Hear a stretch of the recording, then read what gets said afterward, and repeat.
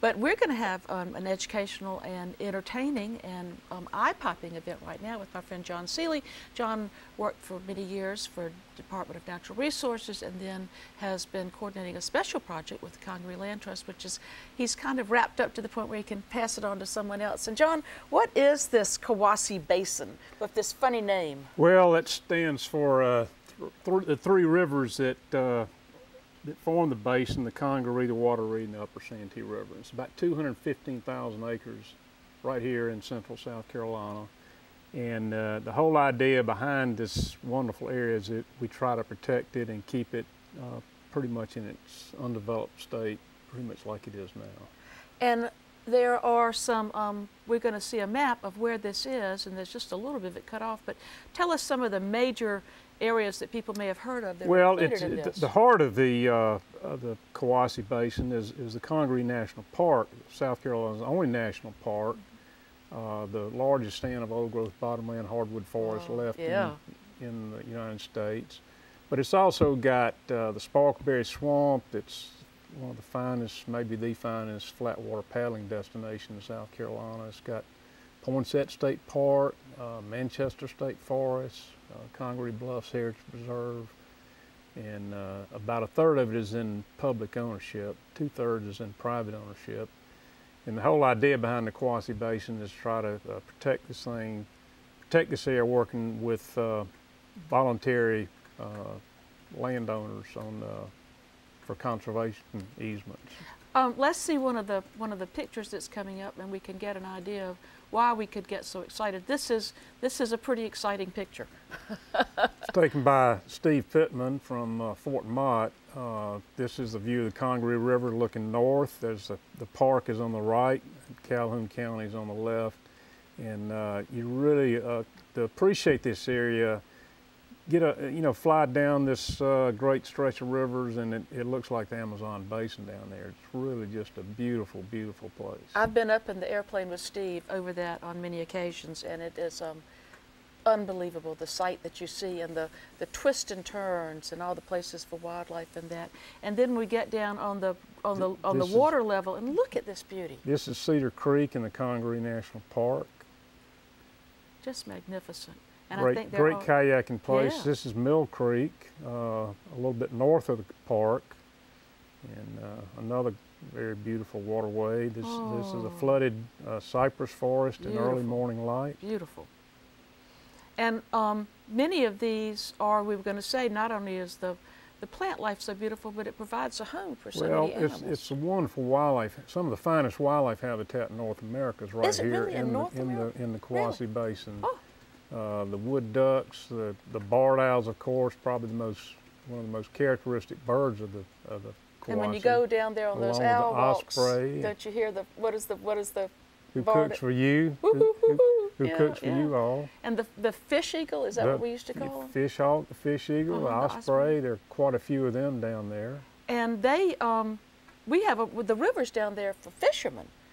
Wonderful rivers. Outstanding fishery resource between the three rivers there. It's very, very prime fishing area, and a lot of people, especially in the spring and summer, know about it. Quality fishing. Quality fishing for wildlife and people.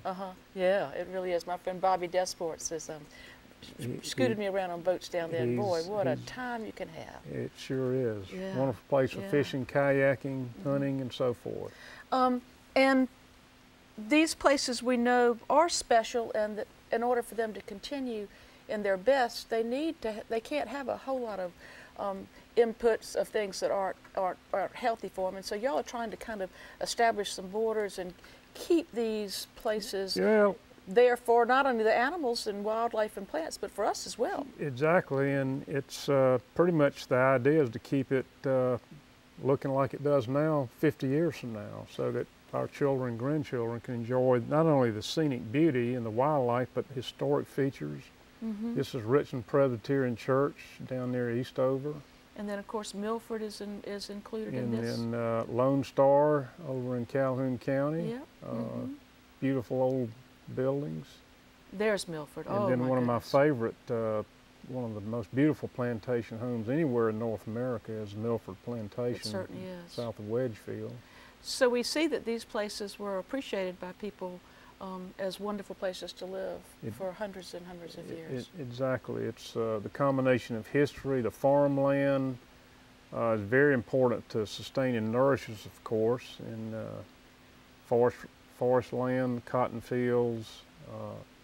It all just ties together to this wonderful area right in our own backyard. And wonderful old Virginia buttonweed, yeah. Buttonbush. Buttonbush, yeah. Beautiful, Buttonbush, beautiful. yeah. Oh Lord, not buttonweed, yeah. And then this, which is just kind of helps you realize how these places can lift your spirit and soul, can't they? Beautiful bluff on the South Congaree looking toward the park and Sumter County in the background. Yeah.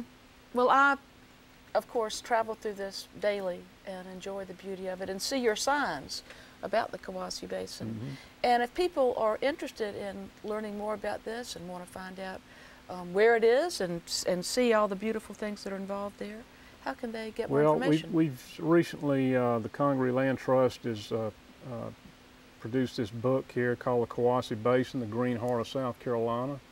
And you can go to our website and order it there, or you can come by our office in Five Points in 2231 Devine Street and pick a copy of it.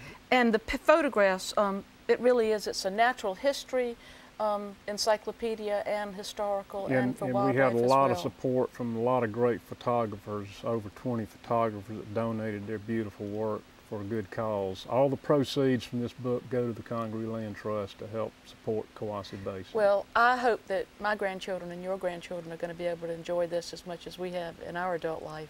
Me too. And I want to thank you and the Congaree Land Trust and DNR and all the participants who realize that South Carolina has some unique treasures, and that in order for them to continue, we're all going to have to get on board and do our best to save them for the future generations. And John, thanks a lot. Thank you for having me, man. I appreciate it.